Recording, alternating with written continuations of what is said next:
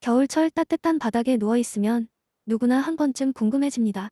보일러는 거실 한쪽에 있는데 어떻게 집 전체 바닥이 따뜻해지는 걸까? 특히 한국의 온돌 문화는 세계적으로도 독특한 난방 방식으로 평가받습니다. 그런데 흥미로운 점은 우리가 매일 밟고 다니는 바닥 아래에 생각보다 복잡한 배관 네트워크가 숨어 있다는 사실입니다. 보일러 배관 구조를 이해하면 난방비 절약은 물론 집의 난방 상태를 보는 눈도 달라질 수 있습니다. 먼저 보일러 난방의 기본 원리부터 알아볼 필요가 있습니다. 대부분의 아파트와 주택은 온수 난방 방식을 사용합니다. 보일러가 물을 가열하면 뜨거워진 물이 배관을 따라 집안 곳곳으로 이동합니다. 바닥 아래를 지나면서 열을 전달하고 식은 물은 다시 보일러로 돌아가 재가열됩니다. 쉽게 말하면 집 전체가 하나의 거대한 순환 시스템으로 움직이는 것입니다. 우리가 따뜻함을 느끼는 것은 바닥 아래에서 계속 물이 순환하고 있기 때문입니다. 많은 사람들이 바닥 전체가 하나의 긴 배관으로 연결되어 있다고 생각합니다.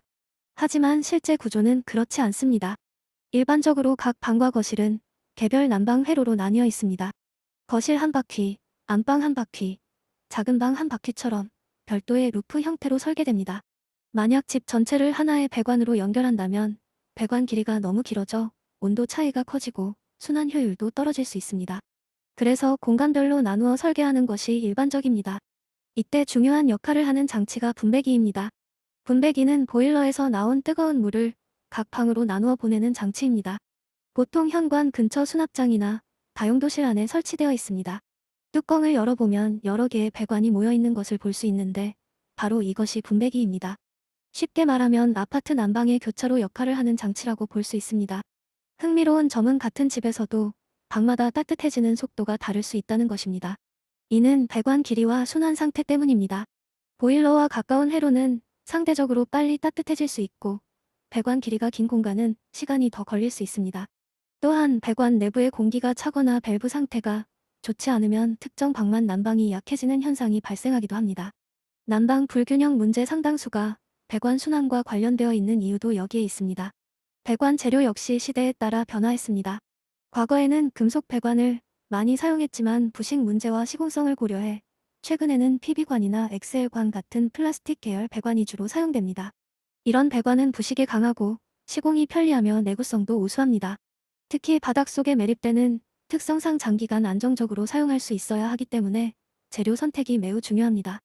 보일러 배관 구조에서 또 하나 중요한 요소는 단열입니다. 뜨거운 물이 이동하는 동안 열이 새어나가면 난방 효율이 크게 떨어집니다. 그래서 바닥 아래에는 단열재가 함께 설치됩니다. 단열재는 열이 아래층이나 집 안으로 빠져나가는 것을 막고 실내 방향으로 열을 집중시킵니다.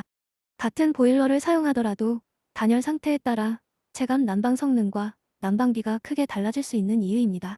최근에는 개별 제어 기술도 발전하고 있습니다. 스마트 온도 조절기와 연동해 방마다 난방을 조절하거나 사용 패턴에 따라 자동으로 운전하는 시스템도 등장하고 있습니다. 과거에는 집 전체를 한꺼번에 난방했다면 이제는 필요한 공간만 효율적으로 난방하는 방향으로 발전하고 있는 것입니다. 결국 보일러 기술도 단순히 물을 데우는 장치를 넘어 에너지 관리 시스템으로 진화하고 있습니다. 결국 보일러 배관 구조는 단순히 뜨거운 물이 흐르는 파이프가 아닙니다. 보일러, 분배기, 순환 배관, 단열재가 하나의 시스템으로 작동하며 집 전체를 따뜻하게 만드는 구조입니다. 우리가 겨울철 편안하게 생활할 수 있는 것은 바닥 아래 보이지 않는 곳에서 수십 미터에 달하는 배관이 쉼없이 움직이고 있기 때문입니다. 따뜻한 바닥 한 장에도 사실은 복잡한 건축 설비 기술이 숨어 있는 셈입니다.